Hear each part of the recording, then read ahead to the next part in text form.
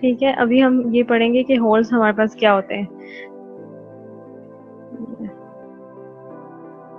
When an electron jumps from valence band to conduction band, a hole is produced in the valence band. ये तो आपको मालूम है, ठीक है। ये आपके पास ये वैलेंस बैंड है और ये हम कहते हैं कि कंडक्शन बैंड है। यहाँ से इलेक्ट्रॉन अगर कोई जंप करता है मतलब यहाँ से उसको इतनी फोटोन को एब्जॉर्ब करने के बाद इतनी एनर्जी मिल जाती है कि वो इस बैंड गैप को यानी ईजी को क्या करे, क्रॉस करे। तो वो क्या करेगा, वो ऊपर जंप करके चला जाएगा हाई लेवल पे, और इलेक्ट्रॉन जो है वो ऊपर चला जाएगा क्योंकि उसको इतनी एनर्जी मिल गई है, उतनी उसने एब्जॉर्ब की और वो ऊपर चला गया। तो जब वो ऊपर चला जाएगा वो पीछे क्या छोड़ जाएगा, अपनी जगह पे होल छोड़ जाएगा। यानी आप होल ऐसे कहें जैसे खाली जगह छोड़ गया अपनी जगह, ठीक है। तो इलेक्ट्रॉन ऊपर चला गया और पीछे होल क्रिएट हो गया। In other words, vacant orbitals in a valence band are called holes. ये आपके पास क्या था, वैलेंस बैंड था। इसका मतलब है कि वैकेंट यानी खाली आपके पास जगह जो होंगी वो क्या होंगी, वैलेंस बैंड में होल होंगे, होल होगा। A hole behaves like a positively charged particle in the electric and magnetic field. जो होल होगा वो क्या होगा, जैसे इलेक्ट्रॉन जो है वो चला गया, इसका मतलब है पीछे अपने छोड़ गया, तो वो क्या होना चाहिए, ये नेगेटिव चार्ज था, वो क्या होगा, पॉजिटिव चार्ज होगा। तो होल जो होगा वैलेंस बैंड में वो क्या होगा, पॉजिटिवली चार्ज होगा, ठीक है। और whole contributes to current in valence band as electrons are produced to create current in conduction band. यानी यहाँ से जब इलेक्ट्रॉन जंप करके ऊपर चला जाता है यानी कंडक्शन बैंड में चला जाता है, तो इलेक्ट्रॉन जो है वो, इसका मतलब है अब कंडक्शन बैंड में जो करंट होगा वो किसकी वजह से होगा, इस इलेक्ट्रॉन की वजह से होगा, क्योंकि जो है वो करंट कैरियर यहाँ पे क्या है, इलेक्ट्रॉन है। और सिमिलरली यहाँ पे आप देखेंगे क्योंकि ये भी अब पॉजिटिवली चार्ज है जो होल है, और ये है किसमें, वैलेंस बैंड में। तो वैलेंस बैंड में जो करंट कैरियर है यहाँ पे अभी वो क्या है, होल है। यहाँ पे करंट जो होगा वो इन होल्स की वजह से होगा, सेम ऐसे ही जैसे इलेक्ट्रॉन्स की वजह से करंट होगा कंडक्शन बैंड में। Hole is not a free particle, it can exist within the crystal. A hole is simply a vacant electron state. Hole जो है ना वो आपके पास कोई फ्री पार्टिकल नहीं होगा, आप कहेंगे बस होल है इसको कहीं पे भी ये मूव करे, नहीं, ये रहेगा क्रिस्टल के अंदर ही, ये रहेगा वैलेंस बैंड के अंदर और क्रिस्टल के अंदर ही, ठीक है। और जो होल का मतलब सिर्फ ये है कि जो इलेक्ट्रॉन गया था उसने अपनी जगह वैकेंट कर दी, सिर्फ वो, उसको हम कहते हैं होल, ठीक। A transition results in equal number of electrons in conduction band and holes in valence band. This is important property of intrinsic semiconductors. कह रहे हैं कि जितने आपके पास वैलेंस बैंड में होंगे ना होल होंगे, उतने ही आपके पास कंडक्शन बैंड में क्या होंगे, इलेक्ट्रॉन होंगे। यानी आपके पास अगर हम बनाते हैं ना, ये वैलेंस बैंड है और ये कंडक्शन बैंड है, आपके पास होल बन क्यों रहा है, होल इसीलिए बन रहा है कि कोई इलेक्ट्रॉन यहाँ से जंप करके ऊपर चला गया। तो जब इलेक्ट्रॉन ऊपर चला गया इसका मतलब है वहाँ क्या हो गया, होल क्रिएट हो गया। लेट्स सपोज एक और इलेक्ट्रॉन यहाँ चला, इसका मतलब एक और होल हो जाएगा, ठीक है। तो होल तो बन ही इसी रही है, क्रिएट ही इसलिए हो रहे हैं कि आपके पास जब इलेक्ट्रॉन जंप कर रहे हैं, तो इसका मतलब तो यही होना चाहिए कि जितने वैलेंस बैंड में क्या हो, वैलेंस बैंड में होल हो, उतने ही आपके पास कंडक्शन बैंड में क्या होने चाहिए, इलेक्ट्रॉन होने चाहिए, ठीक है, ये इक्वल होने चाहिए, ये आपको बताया था।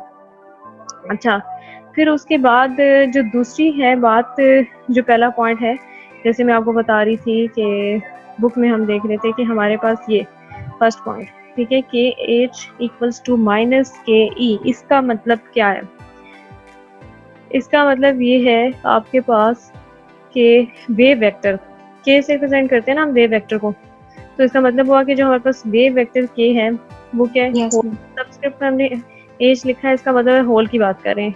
वेव वेक्टर होल, अगर इलेक्ट्रॉन कोई मूव करे इसका मतलब उसका के वेव वेक्टर होगा, यानी के ही होगा। तो होल का क्या होना चाहिए, वेव वेक्टर वो अपोजिट डायरेक्शन में, अगर आप बना रहे हैं, आप देख रहे हैं कि एक जो है वो ऊपर की तरफ जा रहा है और एक नीचे, जैसे वो ऊपर की तरफ गया वैसे ही वो नीचे आ गया, ऑपोजिट पोलैरिटी के साथ है। तो इसका मतलब है कि होल का जो वेव वेक्टर होना चाहिए वो क्या होना चाहिए, इतना ही होना चाहिए जितना इलेक्ट्रॉन का है, लेकिन साथ में माइनस साइन आएगा क्योंकि ऑपोजिट डायरेक्शन में होते हैं दोनों की पोलैरिटी ऑपोजिट है, तो हम कहेंगे कि उनमें से ये फर्क है कि नेगेटिव साइन आएगा, अदरवाइज दोनों के वेव वेक्टर क्या होंगे, इक्वल होंगे। Wave vectors of electron and holes are equal in magnitude but opposite in direction, ठीक है। तो इस पॉइंट से हमें ये पता चल रहा है कि इलेक्ट्रॉन और होल का वेव वेक्टर जो है वो इक्वल है, लेकिन सिर्फ डायरेक्शन उनकी चेंज है। As in Fermi sphere, each point represents a solution and every solution accommodates two electron। ठीक है, फर्मी लेवल में और पॉलीज एक्सक्लूजन प्रिंसिपल के अकॉर्डिंगली आपके पास अगर हम कोई भी एक लेते हैं, स्टेट लेते हैं, तो उसमें दो इलेक्ट्रॉन आ सकते हैं, और वो भी कौन से वाले, एक स्पिन अप और एक स्पिन डाउन। ठीक है, आप और स्पिन डाउन। ठीक है, तो यहाँ पे भी यही बात होगी। फर्मी स्फीयर में आप कह रहे हैं एक पॉइंट पे आपके पास दो इलेक्ट्रॉन एकोमोडेट हो सकते हैं। If there is a wave vector k, then there is also a wave vector minus k। अब यही बात होगी कि अगर यहाँ से कोई इलेक्ट्रॉन जो है जंप करके अगर ऊपर जाता है एज ए होल, मैं इसकी बात करूँ तो यहाँ पे होल होगा। इसका मतलब है अगर यहाँ पे k वेव वेक्टर होगा तो यहाँ पे लाजमी माइनस k भी होगा।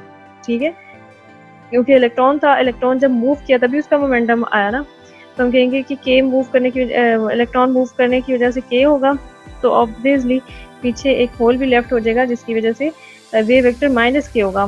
तो टोटल वेव वेक्टर क्या हो जाना चाहिए, समेशन हम लेंगे के और माइनस के, वो किसके इक्वल हो जाएगा, 0 के। ठीक है, टोटल वेव वेक्टर हमारे पास 0 बनना होगा।